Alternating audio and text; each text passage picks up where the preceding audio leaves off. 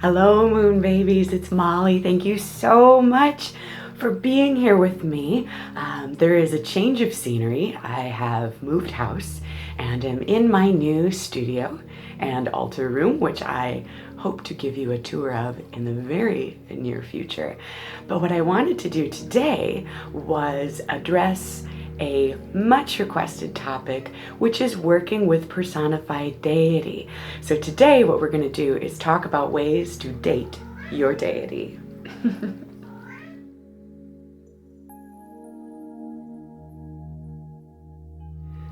So why would someone choose to work with personified deity? It may have to do with the stage of life that you are experiencing. It might have something to do with your passion or calling. It may have something to do with your interest in history and the pagan past and what our ancestors experienced, or something like our ancestors may have experienced. You could be seeking emotional support through a tough time or a task or just life in general. And it could be about building a sense of community. I firmly believe that every witch and every practitioner will have a unique and personal reason for choosing to work with personified deity. So there are several ways that we can experience this: through an archetype or working with deity as a symbol. It may be as an ideal that we aspire to, and then may also be a manifested form, an intercessory being, so something like an avatar or an egregore. So an actual spirit may be the way that you experience deity. So how do we begin to build relationships with deity? How do we start to date deity? I think it's the same way that you develop relationships with the people in your life. It requires time, effort, and listening.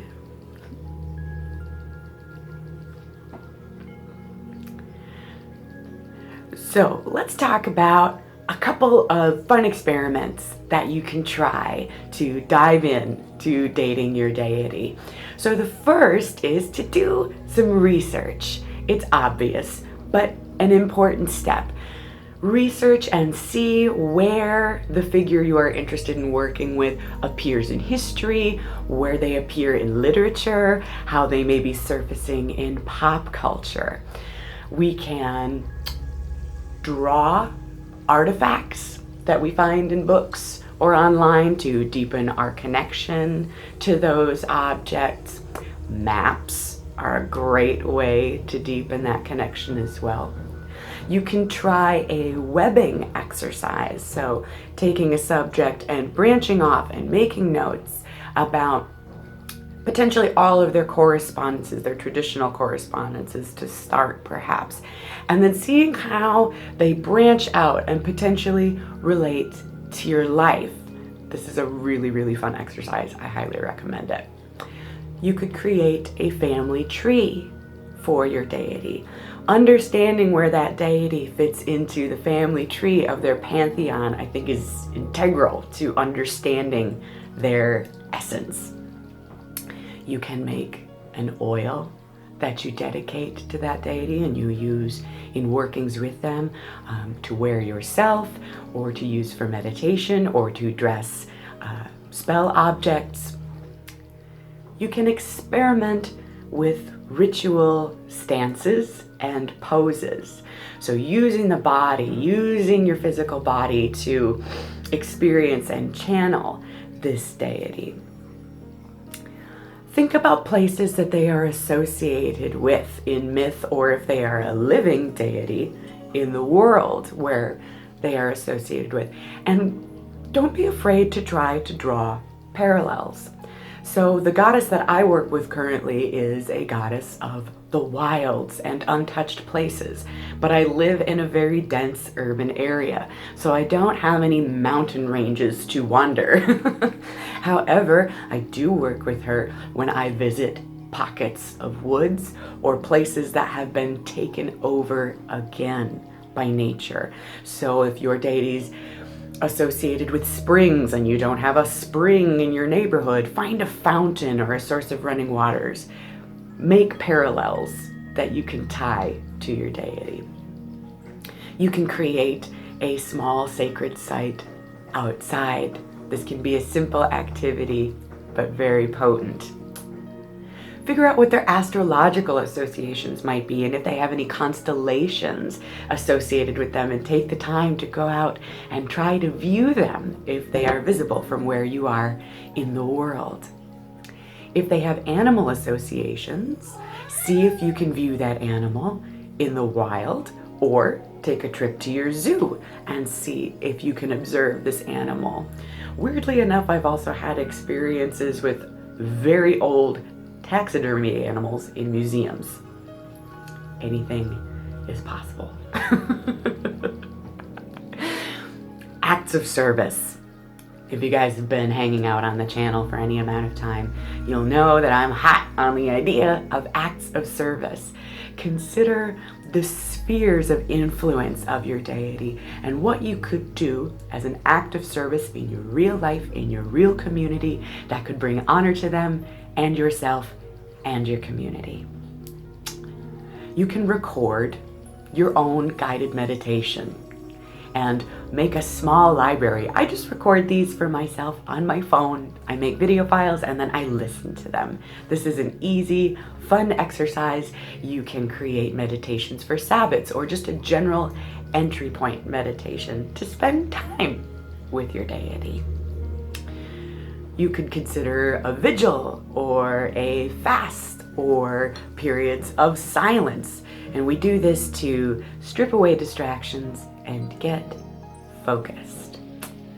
Channeling and automatic writing are a really fun way to experience deity.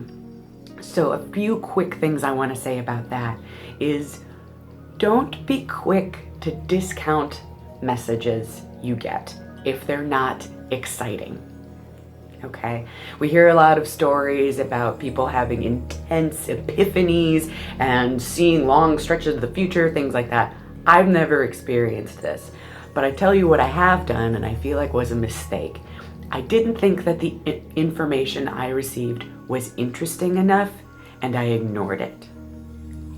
Example, I was having a health issue for a long time that I thought was a cold, and it turned out it wasn't.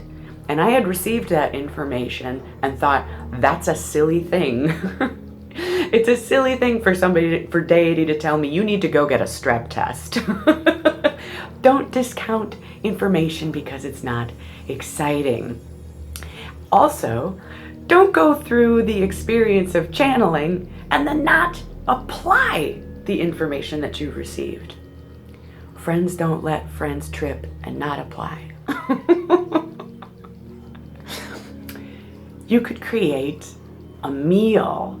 Food is such an intimate experience and a great way for you to learn about perhaps the culture that your deity originated in, the part of the world that your deity originated in, or perhaps even deepen, if it has ties to your ancestors, your relationship with that entire history through the act of creating a meal or a recipe and potentially sharing it with others.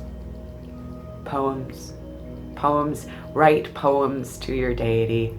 There is something so sweet and rich about the words that are shared just between the two of you. Prayer sequences, using prayer beads or other props to create a sequence that you use again and again to get you into a meditative state can be helpful.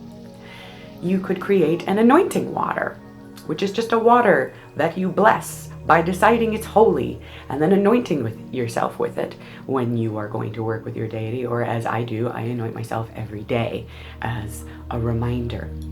You can create a tarot spread or another form of divination or an entirely new divination tool that is dedicated to working with your spirit of choice. Body arts, body modification, and body decoration are another way for us to express and experience our deity. You can write hymns, songs, and vocalize. I recently created a video covering that subject. I'll leave a link to that in the down bar. You can write a letter to your deity explaining to them why you want this relationship, why you want this experience, what you think it will do for you. Keep it somewhere special, under your pillow or on your altar. Offerings. I feel like this is fairly obvious, but worth noting in a building relationship video. There's lots of different kinds. There are burnt offerings, there are libations, votive offerings. I would like to say here that you don't need to feel tied down by traditional correspondences. Branch out, use your instincts, and also take into consideration how you are going to dispose of these offerings. I know that there's lots and lots of information / dogma about what you're supposed to do with offering remains, and a lot of them say that you should bury them. What I give as offerings to my deity would be totally inappropriate and potentially harmful to my environment to bury, so I don't. I wrap them in black paper and throw them in the trash where they belong. So, things to consider when making an offering. You can create a portal. So a portal is a gateway. And what can we use? Books, images, sigils, paintings. I have another blog post that I've written recently about creating portals using Pinterest, actually. So I'll leave a link to that in the down bar as well.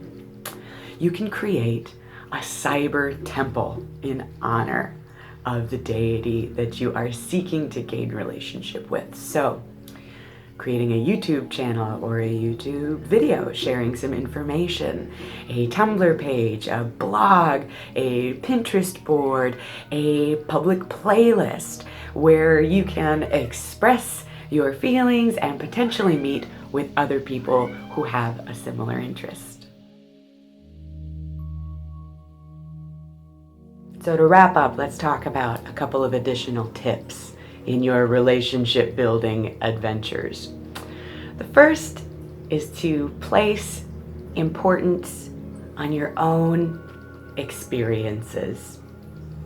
Read what you want to in books, but don't be discouraged by other people telling you that this experience isn't possible, it's not the way I experience this deity. Place value on your own experiences.